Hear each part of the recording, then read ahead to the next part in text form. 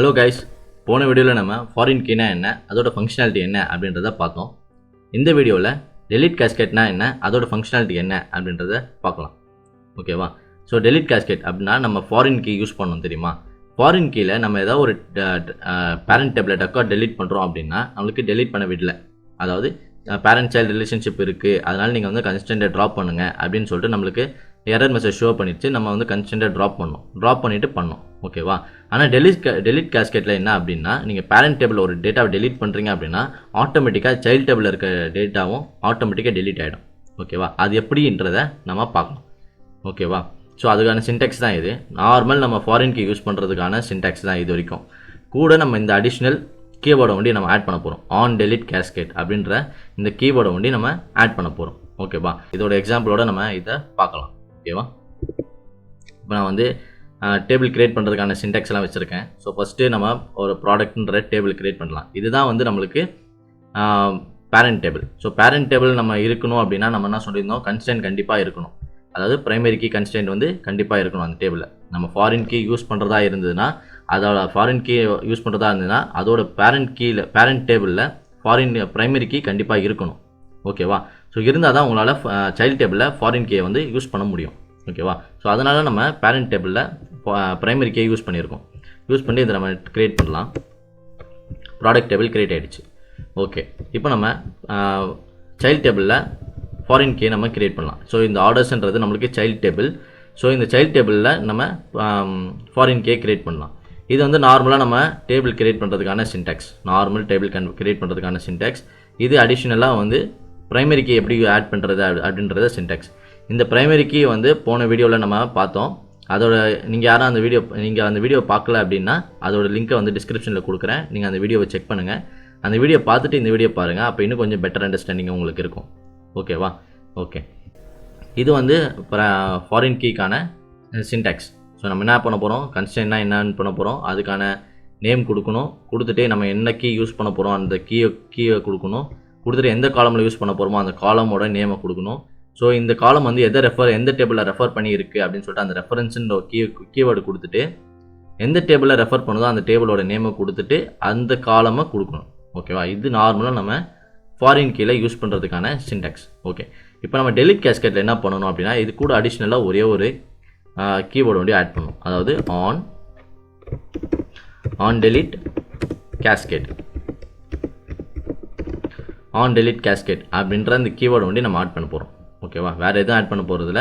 On delete கேஸ்கேட்ன்ற இந்த ஒரே ஒரு கீவேர்டை வந்து நம்ம ஆட் பண்ண போகிறோம். ஸோ ஓகேவா? இப்போ ஆட் பண்ணி இப்போ நம்ம இந்த டேபிளை க்ரியேட் பண்ணுவோம். நம்மளுக்கு ஆர்டர்ஸ் டேபிள் வந்து க்ரியேட் ஆகிடுச்சு. ஓகே, இப்போ நம்ம போய்ட்டு இந்த டேபிள் ரெண்டுத்தையும் நம்ம கொரி பண்ணி பார்ப்போம். ஏதாவது டேட்டா இருக்கா அப்படின்றத கொரி பண்ணி பார்ப்போம். ப்ராடக்ட்ஸ் டேபிளில் டேட்டா இல்லை, ஆர்டர்ஸ் டேபிளையும் நம்மளுக்கு டேட்டா இல்லை. ஓகே, ஸோ இப்போ நம்ம டேட்டாவை இன்சர்ட் பண்ணலாம். ஸோ ப்ராடக்ட்ஸ் டேபிளில் டேட்டா இன்சர்ட் பண்ணுறதுக்காக நான் இந்த சின்டாக்ஸ் மொத்தமாக எடுத்திருக்கேன்.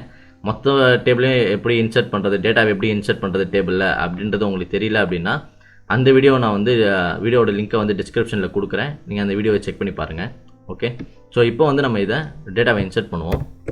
எனக்கு வந்து 5 ரோ இன்சர்ட் ஆகிடுச்சு. அதே மாதிரி ஆர்டர்ஸ் டேபிளையும் நான் டேட்டாவை இன்சர்ட் பண்ணுறேன். எனக்கு வந்து 3 ரோ இன்சர்ட் ஆகிடுச்சு. ஸோ இப்போ நம்ம அந்த டேபிளவே பார்க்கலாம், டேட்டாலாம் இருக்கா அப்படின்னு பார்க்கலாம். பார்த்தீங்கன்னா ப்ராடக்ட்ஸ் டேபிளில் எனக்கு வந்து 5 ரெக்கார்டு இருக்குது. ஆர்டர்ஸ் டேபிளில் எனக்கு வந்து 3 ரெக்கார்டு இருக்குது. ஓகேவா? இப்போ பாருங்கள்,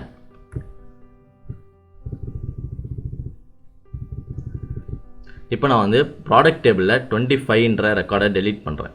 ஓகேவா? இப்போ பாருங்கள், நம்மளுக்கு இந்த ஆர்டர்ஸ் டேபிளில் 25ன்ற ரெக்கார்டு இருக்குது. நம்மளுக்கு ப்ராடக்ட் டேபிளையும் 25ன்ற ரெக்கார்டு இருக்குது. ஓகேவா? எனக்கு இந்த ஆர்டர்ஸ் டேபிளையும் 25ன்ற ரெக்கார்டு இருக்குது, ப்ராடக்ட்ஸ் டேபிளையும் 25ன்ற ரெக்கார்டு இருக்குது. நான் இப்போ இந்த 25ன்ற ரெக்கார்டை டெலீட் பண்ணுறேன். ஓகேவா? இதுக்கு நம்ம இதுக்கு முன்னாடி பார்த்த பிரைமரி கீழே நம்ம என்ன பண்ணுவோம், டெலீட் பண்ணணும் அப்படின்னா கன்ஸ்டன்ட்டை ஃபஸ்ட்டு ட்ராப் பண்ணிட்டு தான் நம்மளால் பண்ண முடியும். ஓகேவா? ஆனால் இந்த டெலிட் கேஸ்கேட்டில் கன்ஸ்டன்ட் நீங்கள் எதுவுமே ட்ராப் பண்ண தேவையில்லை. இது என்ன ஆகும்னா, பேரண்ட் டேபிளில் நீங்கள் எந்த ரெக்கார்ட் டெலிட் பண்ணுறீங்களோ ஆட்டோமேட்டிக்காக அந்த சைல்டு டேபிளில் அந்த ரெக்கார்ட் டெலிட் ஆகிடும். இப்போ பாருங்கள், நம்மளுக்கு 2 டேபிளையும் 25ன்ற ரெக்கார்டு இருந்தது. இப்போ நான் இந்த டெலிட் கொடுக்குறேன், பேரண்ட் டேபிள்லேருந்து இந்த டெலிட் கொடுக்குறேன் அப்படின்னா எனக்கு வந்து ஒரு ரோ டெலிட் ஆகிடுச்சு. இப்போ நான் போயிட்டு அந்த 2 டேபிளையும் பார்க்குறேன் அப்படின்னா பாருங்கள், ப்ராடக்ட்ஸில் பேரண்ட் டேபிளில் அந்த 25ன்ற ரெக்கார்டு இல்லை. ஆர்டர்ஸ் டேபிளில் நீங்கள் செக் பண்ணி பார்த்தீங்கன்னா நம்மளுக்கு அந்த ரெக்கார்டே இருக்காது. அதாவது இதுக்கு முன்னாடி நம்மளுக்கு 3 ரெக்கார்டு இருந்தது, இப்போ 2 ரெக்கார்டு ஆகிடுச்சு பார்த்தீங்களா. அப்படின்னா நீங்கள் பேரண்ட் டேபிளில் ஏதாவது ஒரு ரெக்கார்டை நீங்கள் டெலீட் பண்ணுறீங்க அப்படின்னா ஆட்டோமேட்டிக்காக சைல்டு டேபிள் இருக்க அந்த ரெக்கார்டு ஆட்டோமேட்டிக்காக டெலீட் ஆகிடும். ஓகேவா. இப்போ திருப்பி நம்ம இதில் வந்து 22 இருக்குது, 22 நம்ம டெலீட் பண்ணுவோம். 22 பேரண்ட் டேபிளில் 22 இருக்குது, 22 டெலீட் பண்ணுறோம் அப்படின்னா 22 டெலீட் ஆகிடுச்சு. இப்போ நம்ம திருப்பி போய் செக் பண்ணி பார்க்குறோம் அப்படின்னா பேரண்ட் டேபிளில் 22ன்ற ரெக்கார்டு இருக்காது, அதுமாரி சைல்டு டேபிளையும் 22ன்ற ரெக்கார்டு இருக்காது. ஓகேவா. ஸோ இதுதான் பேரண்ட் சைல்டு ரிலேஷன்ஷிப், அதாவது டெலிட் கேஸ்கேட்டோட பேரண்ட் சைல்டு ரிலேஷன்ஷிப் ஃபங்க்ஷனாலிட்டி. அதாவது நீங்கள் பேரண்ட் டேபிளில் ஏதாவது ஒரு டேட்டாவை டெலீட் பண்ணுறீங்க அப்படின்னா ஆட்டோமேட்டிக்காக சைல்டு டேபிளில் இருக்க அந்த ரெக்கார்டும் ஆட்டோமேட்டிக்காக டெலீட் ஆகிடும். ஓகேவா. இதுக்கு வந்து நீங்கள் வந்து கன்ஸ்டன்ட்டை ட்ராப் பண்ணுமோ அது மாதிரி எந்த ஃபங்க்ஷனாலிட்டியும் நீங்கள் பண்ண தேவையில்லை. ஓகேவா. வெறும் நீங்கள் அந்த கீவேர்டு ஆன் டெலிட் கேஸ்கேட் அப்படின்ற அந்த கீவேர்டு கொடுத்தாலே போதும். இந்த ஆன் டெலிட் கேஸ்கேட்ன்ற அந்த கீவேர்டு கொடுத்தா போதும். ஸோ இப்போ நம்ம இந்த கன்ஸ்டன்ட் கிரியேட் பண்ணிட்டோம். இந்த கன்ஸ்டன்ட் எங்கே போய் பார்க்கலாம் அப்படின்னு பார்த்தீங்கன்னா யூசர் அண்டர்ஸ்கோர் கன்ஸ்டன்ட்டில் போய் பார்த்தீங்கன்னா தெரிஞ்சிடும். யூசர் அண்டர்ஸ்கோர் கன்ஸ்டன்ட்டில் போய் பார்த்தோம்னா தெரிஞ்சிடும் நம்மளுக்கு என்ன கொடுத்துருக்கோம். அந்த கன்ஸ்டன்ட்டோட நேம் இங்கே இருக்கும், நம்ம என்ன டெலிட் ரூல் நம்ம கொடுத்துருப்போம். இதுக்கு முன்னாடி பார்த்தீங்கன்னா இந்த டெலிட் ரூலில் நல்லுன்னு இருந்திருக்கும். இதில் பார்த்தீங்கன்னா கேஸ்கேட்னு இருக்குது. கேஸ்கேட் இருந்துச்சு அப்படின்னா நீங்கள் வந்து எதுவுமே ட்ராப் பண்ண தேவையில்லை அப்படின்ற மாதிரி அதோட மீனிங். ஓகேவா. இது வந்து யார் கொடுத்தா, யூசரே கொடுத்த நேம் அப்படின்னு சொல்லிட்டு எல்லாமே டீட்டெயில்ஸும் இதில் இருக்கும். ஓகேவா. இதுதான் வந்து டெலிட் கேஸ்கேட்டோட ஃபங்க்ஷனாலிட்டி. ஓகே கைஸ், நெக்ஸ்ட் வீடியோவில் நம்ம டிசிஎல்னா என்ன, அதோட ஃபங்க்ஷனாலிட்டி என்ன அப்படின்றத பார்க்கலாம். Thank you guys.